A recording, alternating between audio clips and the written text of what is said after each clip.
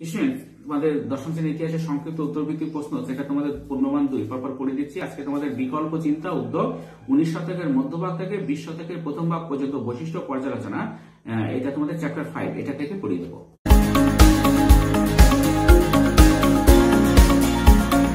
দেখো, মুদ্রণ শিল্পের জনক কাকে কেন বলা হয়? মুদ্রণ শিল্পের জনক, মুদ্রণ শিল্পের জনক বলা হয় জার্মানি জোহান ফাস্ট গুটেনবার্গকে।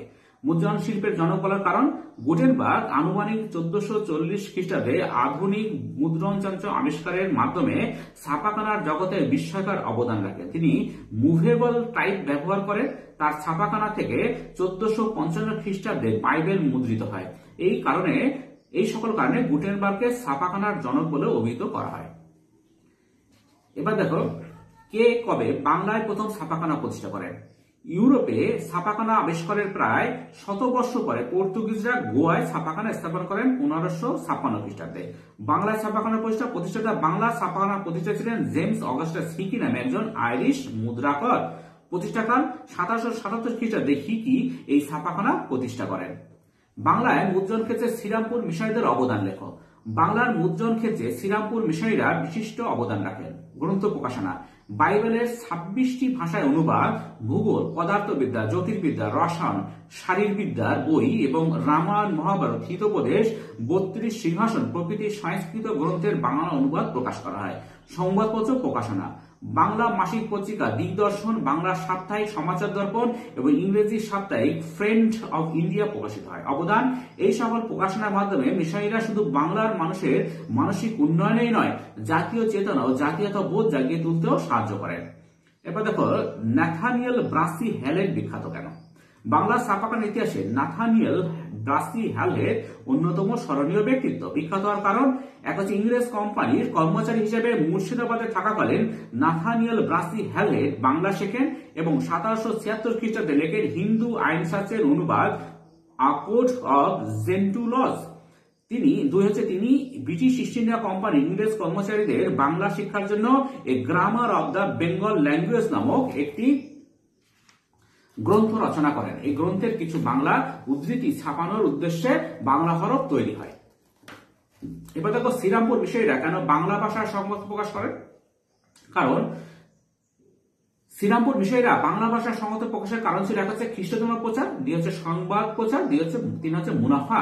খ্রিস্ট ধর্ম প্রচার, শ্রীরামপুর মিশনারিদের প্রধান লক্ষ্য ছিল খ্রিস্ট ধর্ম প্রচার করা। খ্রিস্ট ধর্ম প্রচারের মাধ্যমে ইংরেজ প্রীতি সৃষ্টি করা ও তাদের মূল উদ্দেশ্য। দুই হচ্ছে সংবাদ প্রচার, দেশ বিদেশের খবর, স্কুল কলেজের প্রতিষ্ঠা প্রভৃতি সংবাদ প্রচারের জন্য বাংলা সংবাদপত্র প্রকাশিত হয়। তিন হচ্ছে মুনাফা, বিপুল সংখ্যক বাংলাভাষী জনগণের জন্য বাংলা সংবাদপত্র একচেটিয়া বাজার ও মুনাফা লাভ করবে, এই ধারণা থেকে বাংলা সংবাদপত্র দিগদর্শন, সমাচার দর্পণ প্রভৃতি প্রকাশিত হয়। তো শ্রীরামপুর ছাপাখানা থেকে প্রকাশিত দুটি সংবাদপত্রের নাম লেখো। 1800 খ্রিস্টাব্দে 10 জানুয়ারি মার্সমান ওয়ার্ড ও William Carey Serampore Baptist Mission প্রতিষ্ঠা করেন। এখানে তারা প্রথম কাঠের তৈরি মুদ্রণ যন্ত্র স্থাপন করেন। সংবাদপত্রসমূহ উইলিয়াম কেরির পরিচালনায় শ্রীরামপুর মিশন প্রেস হয়ে উঠেছিল এশিয়ার সর্ববৃহৎ ছাপাখানা। মিশনারিদের উদ্যোগে প্রকাশিত দুটি সংবাদপত্রের নাম হলো, এক হচ্ছে বাংলার প্রথম সাময়িক পত্র দিগদর্শন, দুই সাপ্তাহিক সংবাদপত্র সমাচার দর্পণ। বাংলার প্রথম যুগের মুদ্রাকার কারা ছিলেন? প্রথম যুগের মুদ্রাকার গ্রাম শ এর গবেষণা থেকে জানা যায় 1770 থেকে 1800 খ্রিস্টাব্দের মধ্যে বাংলায় 4 জন মুদ্রাকার ছিলেন। এরা হলো, এক হচ্ছে জেমস অগাস্টাস হিকি, তিনি বেঙ্গল গেজেট প্রকাশনের কাজ করেন। দুই হচ্ছে জন জাকারিয়া কেরনি আন্ডার, তিনি ইংরেজি ক্যালেন্ডার প্রকাশ করেন।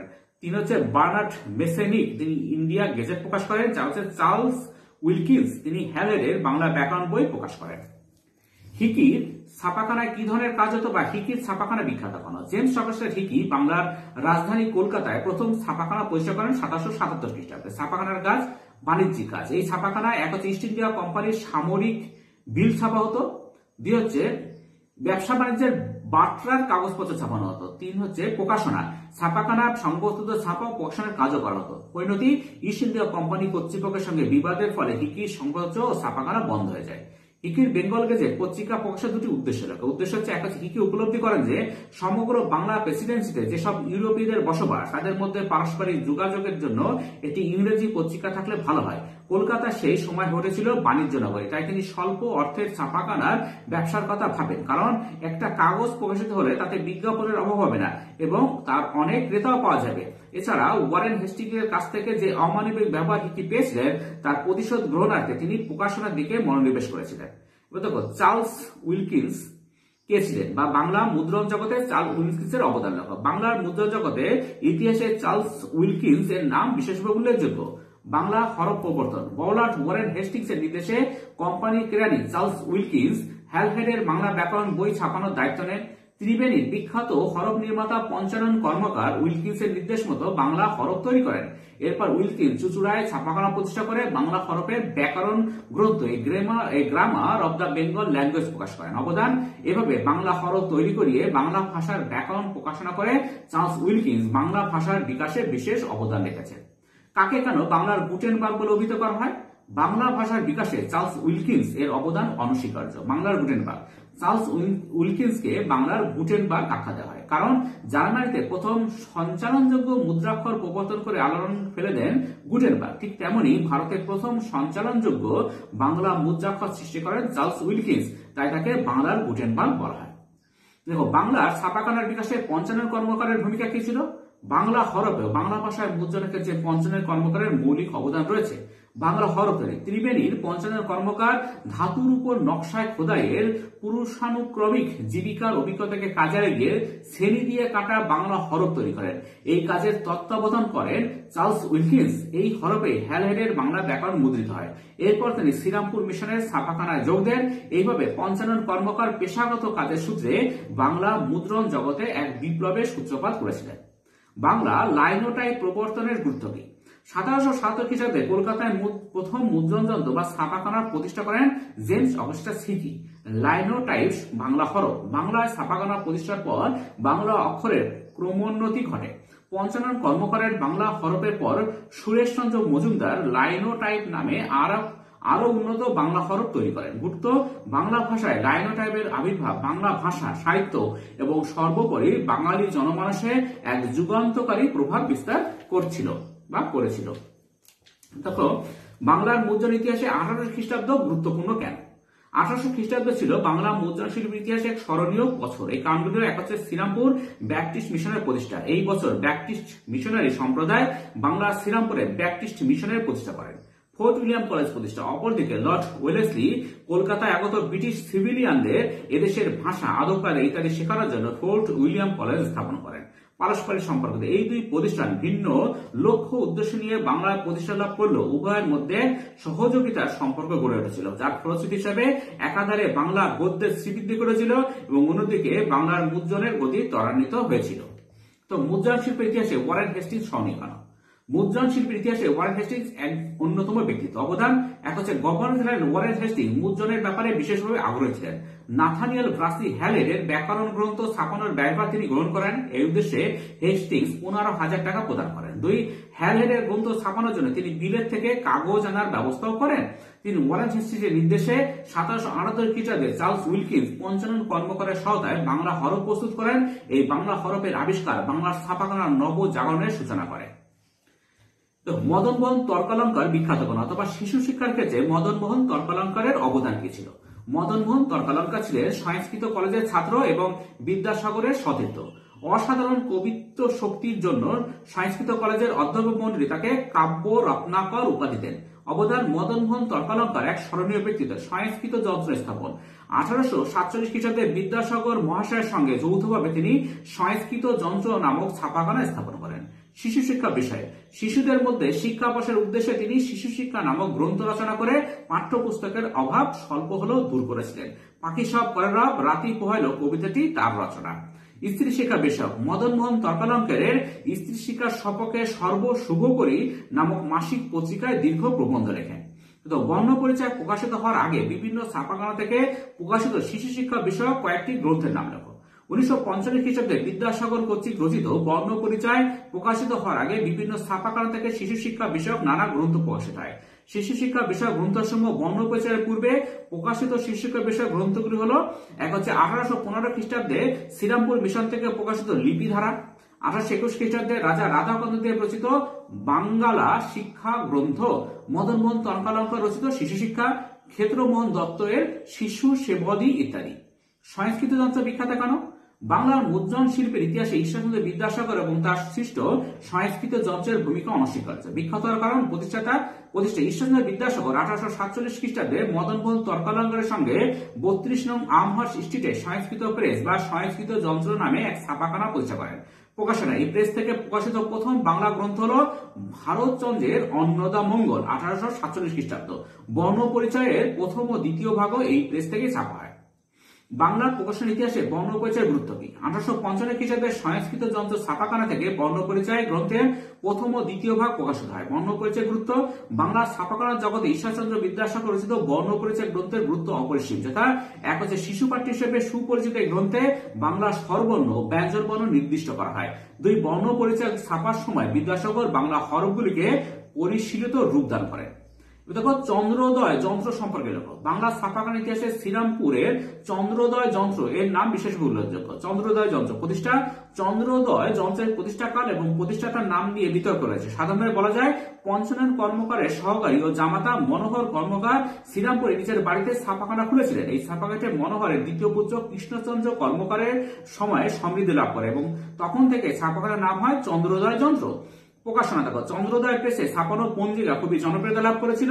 এই পত্রিকার নাম ছিল নূতন পঞ্জিকা। গুপ্ত প্রেসের পরিচয় দাও। 19 শতকে বাংলার অপর একটি নামকরা প্রেস হল গুপ্ত প্রেস বা গুপ্ত যন্ত্র। গুপ্ত প্রেস প্রতিষ্ঠাতা গুপ্ত প্রেস স্থাপন করেন দুর্গাচরণ গুপ্ত। তিনি গুপ্ত ব্রাদার্স নামে একটি বইয়ের দোকানও খুলেছিলেন।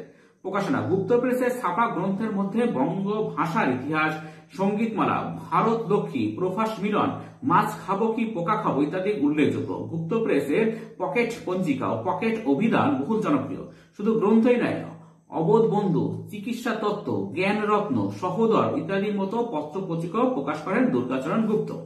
বটতলার প্রকাশনা বলতে কি বোঝে দেখো। 19 শতকে কলকাতার কালচারের ভিতরে জন্ম হয় বটতলার কালচারের।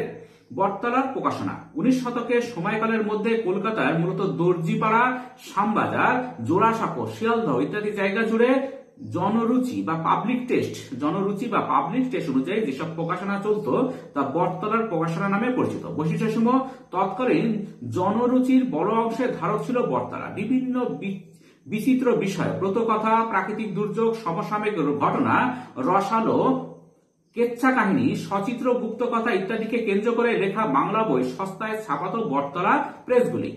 নাম করা বটতলার প্রেস সমূহ বটতলার অঞ্চলে যেসব প্রেস জনপ্রিয়তা লাভ করেছিল সেগুলি হলো অরুণ, কবিতা, রত্নাকর, কমলালয়, গ্রেট ইডেন ইত্যাদি। প্রকাশক দেখো, বটতলার প্রকাশকদের মধ্যে অন্যতম ছিলেন ভবানীচরণ বন্দ্যোপাধ্যায়। কলিকাতা কমলালয়, নববাবু বিলাস, দ্যুতি বিলাস, নববিবি বিলাস ইত্যাদি নাম তার উল্লেখযোগ্য রচনা সমূহ। এবার দেখো মুদ্রণ, বাংলা মুদ্রণের ইতিহাসে বটতলার প্রকাশনার গুরুত্ব কি। 19 শতকে কলকাতায় মূলত দর্জিপাড়া, শ্যামবাজার, জোড়াসাঁকো, শিয়ালদহ ইত্যাদি জায়গা জুড়ে জনরুচি অনুযায়ী যেসব প্রকাশনা চলত তা বটতলার প্রকাশনা নামে পরিচিত। বটতলার প্রকাশনার গুরুত্ব, বাংলা মুদ্রণ ইতিহাসে বটতলার প্রকাশনার গুরুত্ব অপরিসীম। এক হচ্ছে বিষয় বৈচিত্র্য। বটতলার বইগুলির বিষয় বৈচিত্র্য লক্ষণীয়। গুপ্তবিদ্যা, গোপাল ভাঁড়, রসসাহিত্য, ম্যাজিক, দুর্ঘটনা, রান্না বান্না, কৃষিবিদ্যা ইত্যাদি নানান বিষয় ছাড়াও পুঁথি, পাঁচালী এবং অনুবাদ সাহিত্যকে কেন্দ্র করে বইগুলি ছাপা হতো। ফলে এই সকল বইগুলি থেকে তৎকালীন সমাজচিত্র সম্পর্কে ধারণা লাভ করা সম্ভব। অপ্রতুল যোগান ও স্বল্প মূল্য। বটতলার বইগুলি মূলত সস্তা কাগজে পুরনো হরফে ছাপা হতো। ফলে বইগুলির দাম খুব কম ছিল। প্রকাশকরা প্রচুর পরিমাণে বইগুলি ছাপা দেন এবং জনপ্রিয়তার কারণে সেগুলো বিক্রিও হয়ে যেত। কে কবে ইউ রায় অ্যান্ড সন্স প্রতিষ্ঠা করেন? বাংলা মুদ্রণের জগতে ইউ রায় অ্যান্ড সন্স ছিল একটি বিখ্যাত সংস্থা। ইউ রায় অ্যান্ড সন্সের প্রতিষ্ঠাতা শিশু সাহিত্যিক Upendra Kishore Raychaudhuri U Ray and sons প্রতিষ্ঠা করেন। প্রতিষ্ঠাকাল 1895 খ্রিস্টাব্দে ইউ রায় অ্যান্ড সন্স প্রতিষ্ঠিত হয়। এই মুদ্রণ সংস্থা ছাপার ক্ষেত্রে খুব উন্নত ছিল। বাংলায় মুদ্রণ শিল্পে ইউ রায় অ্যান্ড সন্সের ভূমিকা লেখো। দেখো ইউ রায় অ্যান্ড সন্সের ভূমিকা। প্রসেসিং, উপেন্দ্র কিশোর ফটোর নেগেটিভের মান উন্নত করা, প্রসেসিং, ক্যামেরা বিষয়ে কাজকর্মে মৌলিক অবদান রাখেন। ব্লক তৈরি, প্রথমে কাঠের ব্লক এবং সাদা কালো ছবি, তারপর হাফ টোন ব্লক ও রঙিন ছবি তৈরি করে মুদ্রণে অভিনবত্ব আনেন তিনি। ফটো এনগ্রেভিং ও লিথোগ্রাফি, উপেন্দ্র কিশোর রায়চৌধুরীর পুত্র সুকুমার রায় লন্ডনে ফটো এনগ্রেভিং ও লিথোগ্রাফি বিষয়ে শিক্ষালাভ করেন এবং ছাপার মান আরো উন্নত করেন। এইভাবে মুদ্রণ শিল্পে ইউ রায় অ্যান্ড সন্স বিশিষ্ট ভূমিকা পালন করে। ছাপাখানাটি দক্ষিণ এশিয়ার মধ্যে অত্যন্ত বিখ্যাত হয়ে ওঠে। এবার দেখো অক্ষয় কুমার দত্তের বিজ্ঞান মনস্কতার পরিচয় দাও। 19 শতকের প্রথমার্ধে বিশিষ্ট বাঙালিদের মধ্যে অন্যতম ছিলেন অক্ষয় কুমার দত্ত। সহযোগিতা, তিনি কলকাতা স্কুল বুক সোসাইটিকে বাংলার বিজ্ঞানের বই প্রকাশে সহায়তা করেন। প্রবন্ধ প্রকাশ, তিনি তত্ত্ববোধিনী পত্রিকায় প্রাকৃতিক বিজ্ঞান ও জীবজগৎ সম্বন্ধে মৌলিক প্রবন্ধ প্রকাশ করেন। এর মধ্যে উল্লেখযোগ্য ছিল বাহ্য বস্তুর সঙ্গে বা বাহ্য বস্তুর সঙ্গে প্রকৃতির সম্বন্ধ বিচার। বিজ্ঞানী না হয়ে তিনি বিজ্ঞান বিষয়ক প্রবন্ধ রচনা ও বিজ্ঞান চর্চার উৎসাহ দিয়ে বিজ্ঞান মনস্কতার পরিচয় দেন। রাধানাথ সিকদার কেন বিখ্যাত? গণিত শাস্ত্রজ্ঞ, বৈজ্ঞানিক ও হিমালয়ের এভারেস্ট শৃঙ্গের আবিষ্কারক হিসেবে রাধানাথ সিকদারের নাম চিরস্মরণীয়। পরিচয়, ডিরোজিওর ভাবধারায় প্রভাবিত রাধানাথ সিকদার 1832 খ্রিস্টাব্দে ত্রিকোণমিতি ভিত্তিক জরিপ বিভাগে যোগ দেন। 1852 খ্রিস্টাব্দে তিনি পৃথিবীর সর্বোচ্চ শিখর এভারেস্ট আবিষ্কার করেন। এই বছরে তিনি কলকাতার আবহাওয়া দপ্তরের সুপারিনটেন্ডেন্ট হন। সামাজিক ক্ষেত্রে বাল্যবিবাহ ও বহুবিবাহের বিরোধী এবং বিধবা বিবাহে উৎসাহ ছিলেন তিনি। শিবচন্দ্র নন্দী বিখ্যাত কেন? শিবচন্দ্র নন্দী হলেন প্রথম ভারতীয় ইলেকট্রিক্যাল ইঞ্জিনিয়ার। বিখ্যাত হওয়ার কারণ, প্রচলিত উচ্চশিক্ষা না পেলেও ইংরেজি শিখে টাকশালে কেরানি চাকরিতে যোগ দেন। তিনি বিভিন্ন গ্রন্থ পাঠ করে টেলিগ্রাফের কাজে দক্ষতা অর্জন করেন। 1852 খ্রিস্টাব্দে কলকাতা থেকে ডায়মন্ড হারবার পর্যন্ত পরীক্ষামূলক টেলিগ্রাফ লাইন পাতার কাজে সফল হন এবং গভর্নর জেনারেল লর্ড ডালহৌসির সঙ্গে সাফল্যের জন্য তাকে সাংকেতিক ধ্বনি মাধ্যমে অভিনন্দন জানান। এরপর টেলিগ্রাফ বিভাগের সর্বময় কর্তা হিসেবে কাজ করেন। ঢাকা পর্যন্ত টেলিগ্রাফ লাইন বিস্তারের উদ্দেশ্যে পদ্মা নদীতে 7 মাইল ব্যাপী কেবল বসানোর দায়িত্ব নেন। মাটির নিচ থেকে লাইন তোলার জন্য তালগাছের খুঁটি ব্যবহারের নকশাও দিয়েছিলেন তিনি। এই সকল কৃতিত্বের স্বীকৃতিস্বরূপ লর্ড কার্জন শিবচন্দ্র নন্দীকে রায় বাহাদুর উপাধিতে ভূষিত করেন। স্যার রাজেন্দ্রনাথ মুখোপাধ্যায় কেন বিখ্যাত? বিংশ শতকে বাঙালি ইঞ্জিনিয়ারদের মধ্যে অন্যতম ছিলেন স্যার রাজেন্দ্রনাথ মুখোপাধ্যায়। বিখ্যাত কারণ, ভিক্টোরিয়া মেমোরিয়াল হল, পলতা ওয়াটার ওয়ার্কস ইত্যাদি তার তত্ত্বাবধানে নির্মিত। এছাড়া মার্টিন কোম্পানির রেলপথ স্থাপনের কৃতিত্ব স্যার রাজেন্দ্রনাথ মুখোপাধ্যায়েরই। 1911 খ্রিস্টাব্দে তিনি কলকাতার শেরিপথ। স্কুল ফর নেটিভ ডক্টরস কেন প্রতিষ্ঠিত হয়? স্কুল ফর নেটিভ ডক্টরস প্রতিষ্ঠার কারণ, 1768 খ্রিস্টাব্দে ঔপনিবেশিক সরকার কলকাতায় একটি হাসপাতাল প্রতিষ্ঠা করে। এই জেনারেল হাসপাতালে চিকিৎসা করার জন্য প্রচুর সংখ্যক চিকিৎসকের প্রয়োজন দেখা দেয়। ফলে দেশীয় জনগণের মধ্যে থেকে চিকিৎসক তৈরির উদ্দেশ্যে স্কুল ফর নেটিভ ডক্টরস প্রতিষ্ঠিত হয়। ডাক্তার মহেন্দ্রলাল সরকার কে ছিলেন? 19 শতকে বিশিষ্ট বাঙালিদের অন্যতম ছিলেন ডাক্তার মহেন্দ্রলাল সরকার। পরিচিতি, চিকিৎসক, তিনি কলকাতা মেডিকেল কলেজ থেকে পাশ করা এক বিশিষ্ট চিকিৎসক বা এমডি ছিলেন। আইএসসিএস প্রতিষ্ঠাতা, তিনি বিজ্ঞান চর্চার জন্য Indian association for the cultivation of science প্রতিষ্ঠা করেন 1876 খ্রিস্টাব্দে। এই বিশিষ্ট ব্যক্তিত্ব বাঙালির বিজ্ঞান চর্চাকে উন্নত করার জন্য আপ্রাণ চেষ্টা করেছেন, তাই তাকে ভারতীয় বিজ্ঞান চর্চার জনক বলা হয়। ডাক্তার মহেন্দ্রলাল সরকার কেন আইএসসিএস প্রতিষ্ঠার কথা চিন্তা করেন? আইএসসিএস প্রতিষ্ঠার কারণ, সামাজিক বিরোধিতা আর বিজ্ঞান মনস্কতা। ডাক্তার মহেন্দ্রলাল সরকার পেশায় অ্যালোপ্যাথিক চিকিৎসক হয়েও হোমিওপ্যাথিক চিকিৎসার পক্ষে প্রচার করেন। এজন্য অ্যালোপ্যাথিক চিকিৎসকরা তাকে সমাদৃত করার চেষ্টা করেন। বিজ্ঞান মনস্কতা, পেশায় চিকিৎসক হওয়ার সুবাদে ডাক্তার সরকার বিজ্ঞান মনস্ক ব্যক্তি ছিলেন। এই বিজ্ঞান চর্চার সম্প্রসারণও তার অন্যতম লক্ষ্য ছিল। 19 শতকের বাংলাদেশের ছাপাখানা প্রতিষ্ঠা ও শিক্ষা প্রসারের ফলে যে নবজাগরণের সূচনা হয়, সেখানে বিজ্ঞান চর্চার অভাব ছিল। সেই অভাব পূরণের জন্য ডাক্তার মহেন্দ্রলাল সরকার আইএসসিএস নামক প্রতিষ্ঠানটি গড়ে তোলেন। দেখো, আইএসসিএস এর কার্যক্রমের পরিচয় দাও। Indian association for the cultivation of science বা আইএসসিএস বাংলাদেশ তথা ভারতবর্ষের বিজ্ঞান চর্চার জন্য গড়ে ওঠে। কার্যাবলী, এই সমিতির কার্যাবলী ছিল এক হচ্ছে বক্তৃতা। এই সমিতি সর্বসাধারণের জন্য বিজ্ঞান বিষয়ক জনপ্রিয় বক্তৃতা ও সীমিত অগ্রণীদের জন্য বিজ্ঞানের বিভিন্ন গবেষণামূলক বিশেষ বক্তৃতার আয়োজন করে। শিক্ষা ও প্রশিক্ষণ, reverend Eugene Lafont, Jagadish Chandra Basu, Ashutosh Mukhopadhyay, Pramathanath Basu ও নীলরতন সরকার আলোক ও ধ্বনিবিজ্ঞান, পদার্থবিদ্যা, ভৌত আলোকবিদ্যা, ভূবিদ্যা ও জীববিদ্যা সম্পর্কে আলোচনা ও শিক্ষাদান করতেন। আইএসসিএস এই গঠনমূলক কার্যাবলীর দ্বারা ভারতের বিজ্ঞান চর্চাকে এগিয়ে নিয়ে যেতে সাহায্য করেছিল। এবার দেখো, কলকাতা বিজ্ঞান কলেজ কে প্রতিষ্ঠা করেন? কলকাতা বিজ্ঞান কলেজ প্রতিষ্ঠাতা কলকাতা বিশ্ববিদ্যালয়ের উপাচার্য স্যার আশুতোষ মুখোপাধ্যায় কলকাতা বিজ্ঞান কলেজের প্রতিষ্ঠাতা ছিলেন। এর নাম ছিল university college of science and technology. প্রতিষ্ঠাকাল 1914 খ্রিস্টাব্দে 27 মার্চ এই তারিখে এই কলেজ প্রতিষ্ঠিত হয়। এই কলেজের প্রতিষ্ঠা বিজ্ঞান চর্চার মাত্রাকে উচ্চ স্তরে পৌঁছে দেয়। এবার দেখো, কলকাতা বিজ্ঞান কলেজ প্রতিষ্ঠার কারণ কি ছিল? কলকাতা বিজ্ঞান কলেজ প্রতিষ্ঠার কারণ এক হচ্ছে স্বদেশী আনা, আর হচ্ছে বিজ্ঞান চর্চা। স্বদেশী আন্দোলনের দ্বিতীয় পর্যায়ে আত্মশক্তি বিকাশের উপর জোর দেওয়া হয়েছিল। এই সময় বহু শিক্ষা প্রতিষ্ঠান গড়ে ওঠে, তার সূত্র ধরে এই কলেজ প্রতিষ্ঠিত হয়। বিজ্ঞান চর্চা Presidency College, St Xavier's College, Serampore কলেজে সে সময় বিজ্ঞান পড়ানো হতো। বিজ্ঞানের জন্য কোনো বিশেষ কলেজ ছিল না। এই অভাব পূরণের জন্য ও যথার্থ বিজ্ঞান চর্চার জন্য এই কলেজ প্রতিষ্ঠিত হয়। দেখো, বসু বিজ্ঞান মন্দির কে কবে প্রতিষ্ঠা করেন? বসু বিজ্ঞান মন্দির বা বোস ইনস্টিটিউট বিজ্ঞান চর্চার একটি বিখ্যাত প্রতিষ্ঠান হিসেবে পরিচিত। বসু বিজ্ঞান মন্দির প্রতিষ্ঠাতা আচার্য জগদীশ চন্দ্র বসু ছিলেন প্রতিষ্ঠাকাল 1917 খ্রিস্টাব্দে 30 নভেম্বর এটি প্রতিষ্ঠিত হয়। বসু বিজ্ঞান মন্দির গড়ে ওঠার পর ভারতের বিজ্ঞান চর্চার ধারা শক্তিশালী হয়ে ওঠে। দেখো, বসু বিজ্ঞান মন্দিরের কার্যাবলী পরিচয় দাও। আচার্য জগদীশ চন্দ্র বসু 1917 খ্রিস্টাব্দে বসু বিজ্ঞান মন্দির প্রতিষ্ঠা করেন। কার্যাবলী অধ্যাপনা থেকে অবসর গ্রহণের পর বিজ্ঞান চর্চার জন্য তিনি এই প্রতিষ্ঠানটি তৈরি করেন। ইংল্যান্ডের রয়্যাল ইনস্টিটিউটের অনুকরণে এখানে কাজ হতো। এখানে বিজ্ঞানের বিভিন্ন বিষয় যেমন পদার্থবিদ্যা, জীববিদ্যা, যেমন বায়োফিজিক্স এর উপরও গবেষণা করা হতো। আচার্য জগদীশ চন্দ্র বসু কে ছিলেন? বাংলার কৃতি সন্তানদের উন্নত ছিলেন আচার্য জগদীশ চন্দ্র বসু। পরিচিতি, তিনি ছিলেন এক প্রেসিডেন্সি কলেজের পদার্থবিদ্যার অধ্যাপক, 2 বসু বিজ্ঞান মন্দিরের প্রতিষ্ঠাতা, 3 কেসকোগ্রাফ যন্ত্রের আবিষ্কারক। এই যন্ত্র দিয়ে তিনি প্রমাণ করেন যে গাছের প্রাণ আছে। ইলেকট্রোম্যাগনেটিক তরঙ্গের অন্যতম প্রধান গবেষক। এই বিজ্ঞান সাধকের জন্ম 1858 খ্রিস্টাব্দে ফরিদপুর জেলায় হলেও কর্মজীবন ছিল কলকাতায়। এখানে তার মৃত্যু হয় 1937 খ্রিস্টাব্দে। কেসকোগ্রাফ যন্ত্রটি কে আবিষ্কার করেন এবং যন্ত্রটির কাজ কি লেখো? কেসকোগ্রাফ বিখ্যাত বিজ্ঞানী জগদীশ চন্দ্র বসু তড়িৎ চুম্বকীয় প্রবাহের সাহায্যে উদ্ভিদের প্রাণ ও স্পন্দনের বার্তা ধরতে সক্ষম হয়েছিলেন তার বিখ্যাত কেসকোগ্রাফ যন্ত্রটির সাহায্যে। কাজ এনসাইক্লোপিডিয়া ব্রিটানিকার মতে এই যন্ত্র অতি সামান্য বৃদ্ধিকে 1 কোটি গুণ বড় করে দেখাতে পারে, অর্থাৎ এর ম্যাগনিফাইং পাওয়ার বা বৃহদীকরণ শক্তি 1 কোটি গুণ। কোন উদ্ভিদ যদি মূলদ্রম দ্বারা শোষিত রস আকর্ষণ করে 1 ইঞ্চির 1 কোটিতম অংশে বাড়ে, তাহলে এই যন্ত্র দেখাবে যে 1 ইঞ্চি বেড়েছে। কে কেন বেঙ্গল কেমিক্যাল স্থাপন করেন? বেঙ্গল কেমিক্যালস স্বদেশী শিল্প প্রতিষ্ঠানগুলির মধ্যে বেঙ্গল কেমিক্যালস অন্যতম ও প্রধান। প্রতিষ্ঠা 1901 খ্রিস্টাব্দে 12 এপ্রিল প্রফুল্লচন্দ্র রায় কলকাতায় বেঙ্গল কেমিক্যালস অ্যান্ড ফার্মাসিউটিক্যালস নামক একটি প্রতিষ্ঠান গড়ে তোলেন।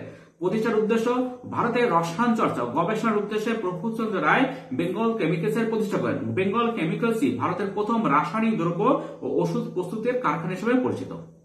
কাকে কেন আধুনিক ভারতীয় রসায়ন শাস্ত্রের জনক বলা হয়? আচার্য প্রফুল্লচন্দ্র রায়কে আধুনিক ভারতীয় রসায়ন শাস্ত্রের জনক বলে অভিহিত করা হয়।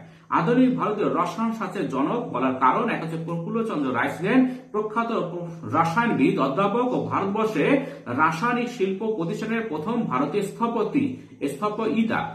এক হচ্ছে 1896 খ্রিস্টাব্দে প্রফুল্লচন্দ্র রায় আবিষ্কার করেন মারকিউরাস নাইট্রেট MgNO3(2)। 1901 খ্রিস্টাব্দে তিনি প্রতিষ্ঠা করেন Bengal chemicals and pharmaceuticals. Presidency কলেজে অধ্যাপনাকালে তিনি রচনা করেন তার বিখ্যাত গ্রন্থ হিস্ট্রি অফ হিন্দু কেমিস্ট্রি। 1924 খ্রিস্টাব্দে আচার্য প্রফুল্লচন্দ্র রায়ের অনুপ্রেরণা ও অর্থ সাহায্যে প্রতিষ্ঠিত হয় Indian chemical society. Doctor Bholanath বসুর কৃতিত্ব উল্লেখ করো। ভারতের চিকিৎসা বিজ্ঞান ইতিহাসে ডাক্তার ভোলানাথ বসুর নাম চিরস্মরণীয়। কৃতিত্ব 1840 খ্রিস্টাব্দে অকল্যান্ডের বদান্যতায় ভোলানাথ বসু কলকাতা মেডিকেল কলেজে ভর্তি হন। 1835 খ্রিস্টাব্দে তিনি প্রিন্স দ্বারকানাথ ঠাকুরের সঙ্গে বিলেত যাত্রা করেন। বিলেতে উদ্ভিদবিদ্যার পরীক্ষায় ভোলানাথ বসু 3য় স্থান লাভ করেন। তিনি ছিলেন লন্ডন বিশ্ববিদ্যালয়ের প্রথম MD উপাধিধারী ব্যক্তি। পরবর্তীকালে দেশে ফিরে চিকিৎসক হিসেবে কাজ করতে শুরু করেন।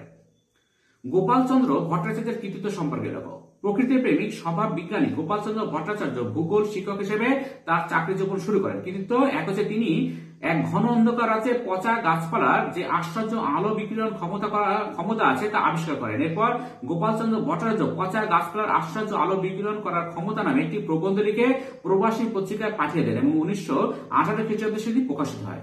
জগদীশ চন্দ্র বসুর আহ্বানে 1921 খ্রিস্টাব্দে তিনি বসু বিজ্ঞান মন্দিরে রিসার্চ অ্যাসিস্ট্যান্টের পদে নিযুক্ত হন। গোপালচন্দ্র ভট্টাচার্য উদ্ভিদের শারীরবৃত্তীয় ঘটনা, মাছ, অন্যান্য প্রাণী ও কীটপতঙ্গের আচার-আচরণ, মেটামরফোসিস ইত্যাদি নিয়ে গবেষণা করেছেন। দেখো, বাংলায় প্রচলিত বিজ্ঞান চর্চা উন্নয়নে ডন সোসাইটির ভূমিকা আলোচনা করো। ডন সোসাইটি সতীশচন্দ্র মুখোপাধ্যায় প্রতিষ্ঠিত ডন সোসাইটি বিজ্ঞানের প্রসারে অনবদ্য ভূমিকা নিয়েছিল। লক্ষ্য, এই সোসাইটির অন্যতম লক্ষ্য ছিল ছাত্রদের কারিগরি ও ব্যবহারিক শিক্ষাদান করা। অবদান, দেশের আর্থিক উন্নতির জন্য কারিগরি শিক্ষা ও শিক্ষা সংক্রান্ত শিক্ষার বিশেষ প্রয়োজন ছিল। ছাত্রদের মধ্যে আত্মনির্ভরতার আদর্শ ও স্বদেশপ্রেম জাগরণের ক্ষেত্রে দেশীয় কারিগরি ও বিজ্ঞান শিক্ষার উপযুক্তের উপরে এই ডন সোসাইটি জোর দিয়েছিল। সতীশচন্দ্র মুখোপাধ্যায় বিখ্যাত কেন?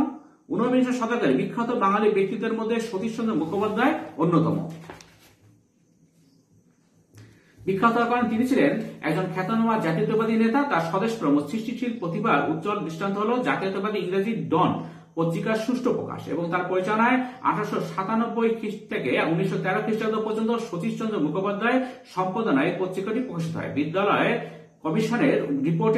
বিশ্ববিদ্যালয় কমিশনের রিপোর্টের বিরুদ্ধে প্রতিক্রিয়া স্বরূপ 1902 খ্রিস্টাব্দে তিনি প্রতিষ্ঠা করেন ডন সোসাইটি। মাত্র 4-5 বছর এই সোসাইটি কাজ করলেও জাতীয় আন্দোলনে তা গভীর প্রভাব বিস্তার করে। জাতীয় শিক্ষা পরিষদ এবং বেঙ্গল ন্যাশনাল কলেজ সংগঠনের ক্ষেত্রে তিনি ছিলেন প্রাণস্বরূপ। এবার দেখো কার্লাইল সার্কুলার কি। কার্লাইল সার্কুলার ছিলেন বাংলা সরকারের চিফ সেক্রেটারি। 1905 খ্রিস্টাব্দে 10 অক্টোবর তিনি যে সার্কুলার জারি করেন তাকে কার্লাইল সার্কুলার নামে পরিচিত। বঙ্গভঙ্গ বিরোধী আন্দোলনে ছাত্ররা যোগদান করেছিল। সরকারের বিরুদ্ধে আন্দোলনে ছাত্রদের যোগদান আটকানোর জন্য কার্লাইল সার্কুলার জারি করা হয়। তারকনাথ পালিত কে ছিলেন? 19 শতকের বাঙালি ব্যক্তিত্বের মধ্যে তারকনাথ পালিত ছিলেন অন্যতম। পরিচয়: সত্যেন্দ্রনাথ ঠাকুরের সহপাঠী সম্ভ্রান্ত বংশীয় তারকনাথ পালিত 1871 খ্রিস্টাব্দে ইংল্যান্ড থেকে ব্যারিস্টারি পাশ করে দেশে ফেরেন এবং আইন পেশায় নিযুক্ত হন। উচ্চতর বিজ্ঞান চর্চার সুবিধার্থে তিনি 15 লাখ টাকা কলকাতা বিশ্ববিদ্যালয়কে দান করেন।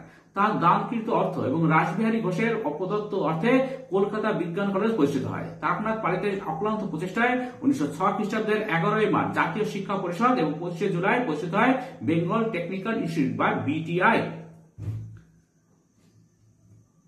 দেখো রাসবিহারী ঘোষ কে ছিলেন? 19 শতকের ভারতে ইতিহাসে রাসবিহারী ঘোষ একটি স্মরণীয় নাম। পরিচয়: 1865 খ্রিস্টাব্দে কলকাতার প্রেসিডেন্সি কলেজ থেকে বিএ এবং 1866 খ্রিস্টাব্দে প্রথম ভারতীয় হিসাবে ইংরেজিতে প্রথম শ্রেণীর অনার্স এমএ এবং 1867 খ্রিস্টাব্দে স্বর্ণপদক সহ আইন পাশ করেন। জাতীয় শিক্ষা পরিষদের অন্যতম প্রতিষ্ঠাতা এবং আমৃত্যু তার সভাপতির পদ অলংকৃত করেছেন তিনি।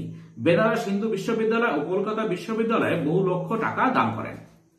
1907 খ্রিস্টাব্দে সুরাটে এবং 1908 খ্রিস্টাব্দে মাদ্রাজে অনুষ্ঠিত জাতীয় কংগ্রেসের অধিবেশনে তিনি সভাপতি নির্বাচিত হন। এবার দেখো রবীন্দ্রনাথের শিক্ষা দর্শনের স্বরূপ কি ছিল? রবীন্দ্রনাথ ঠাকুরের স্বাধীন ভারতে আশ্রমিক শিক্ষা ও পাশ্চাত্যের আধুনিক শিক্ষার মাধ্যমে সমন্বয় সাধনের চেষ্টা করেন। শিক্ষা দর্শন আশ্রমিক চার দেওয়ালের মধ্যে আবদ্ধ না রেখে খোলা আকাশের নিচে বা গাছতলায় শিক্ষাদান, গুরু শিষ্যের ব্রহ্মচর্য পালনে শিক্ষা দর্শের বৈশিষ্ট্য ছিল। পাঠক্রম শিশুর স্বাভাবিক বিকাশ রবীন্দ্র শিক্ষাদর্শের মূল লক্ষ্য ছিল। এই জন্য গান, ছবি আঁকা, খেলাধুলা, সাপ্তাহিক সভার আয়োজন করা হতো। পাশাপাশি ইংরেজি, বাংলা, সংস্কৃত, অঙ্ক, ইতিহাস, ভূগোল, বিজ্ঞান পড়ানো হতো। প্রাচীন ভারতের আশ্রমিক শিক্ষাধারার পাশাপাশি রবীন্দ্রনাথ পাশ্চাত্যের জ্ঞান বিজ্ঞানকেও পাঠ্যক্রমের অন্তর্ভুক্ত করেন। দেখো কিভাবে বিশ্বভারতী গড়ে ওঠে? শান্তিনিকেতন প্রতিষ্ঠা। রবীন্দ্রনাথ ঠাকুরের পিতা দেবেন্দ্রনাথ ঠাকুর ভুবনডাঙ্গা গ্রামে প্রায় 20 বিঘা জমির পাট্টা পান। 1863 খ্রিস্টাব্দে এখানে তিনি শান্তিনিকেতন আশ্রম স্থাপন করেন। বিশ্বভারতী প্রতিষ্ঠা। 1901 খ্রিস্টাব্দে রবীন্দ্রনাথ ঠাকুর শান্তিনিকেতন আশ্রমে স্বল্প কিছু বালককে নিয়ে এক বিদ্যালয় স্থাপন করে, নাম দেন ব্রহ্মচর্যাশ্রম। 1913 খ্রিস্টাব্দে তিনি সাহিত্যে নোবেল পুরস্কার পান এবং তার অর্থ দিয়ে 1921 খ্রিস্টাব্দে শান্তিনিকেতনে এক কলেজ প্রতিষ্ঠা করেন। এইভাবে শান্তিনিকেতনের স্কুল উচ্চশিক্ষার এক প্রতিষ্ঠান হিসেবে গড়ে ওঠে, যা পরবর্তীকালে বিশ্বভারতী নামে খ্যাত হয়। এবার দেখো শ্রীনিকেতন কি উদ্দেশ্যে প্রতিষ্ঠিত হয়েছিল? শান্তিনিকেতন থেকে প্রায় 3 কিলোমিটার দূরে অবস্থিত শ্রীনিকেতন হলো বিশ্বভারতী বিশ্ববিদ্যালয়ের এক অন্যতম গুরুত্বপূর্ণ শাখা প্রতিষ্ঠান। উদ্দেশ্য: রবীন্দ্রনাথ মনে করতেন মানুষের সঙ্গে শিক্ষার সমন্বয়ের জন্য পল্লীগ্রামের সঙ্গে শান্তিনিকেতনের ঘনিষ্ঠ যোগাযোগ হওয়া প্রয়োজন। এই উদ্দেশ্যে কবি গ্রামোন্নয়ন এবং কিশোর যুবকদের জন্য উন্নয়নমূলক কার্যাবলীর কেন্দ্র হিসেবে গড়ে তোলেন শ্রীনিকেতন। কৃষি ও পল্লী সংগঠন ভবন এবং শিল্প ভবনের অন্যতম অঙ্গ। নন্দলাল বসু স্মরণীয় কারণ। দেখো ভারতের চিত্রকর ইতিহাসে নন্দলাল বসু এক স্মরণীয় ব্যক্তিত্ব। অবনীন্দ্রনাথ ঠাকুরের ছাত্র ছিলেন তিনি। 1922 খ্রিস্টাব্দে শান্তিনিকেতনের কলা ভবনের অধ্যক্ষ হিসেবে নিযুক্ত হন নন্দলাল বসু। স্মরণীয় হওয়ার কারণ এক হচ্ছে আর্ট স্কুলে পড়ার সময় তার আঁকা কিছু বিখ্যাত চিত্র হল শোকার্ত সিদ্ধার্থ, সতী, শিবসতী, ভীষ্মের প্রতিজ্ঞা ইত্যাদি। লেডি হেরিংহ্যামের সহকারী রূপে অজন্তা গুহাচিত্র নকল করার কাজ করেন নন্দলাল বসু। রবীন্দ্রনাথ ও অবনীন্দ্রনাথ ঠাকুরের বহু গ্রন্থের অলঙ্করণও করেন তিনি। স্বাধীন ভারতের সংবিধান গ্রন্থ তাঁর চিত্রে ও নির্দেশে অলঙ্কৃত। বিশ্বভারতী বিশ্ববিদ্যালয়ে শিক্ষকতা করেছেন এমন কয়েকজন বিদেশি পণ্ডিতের নাম লেখো।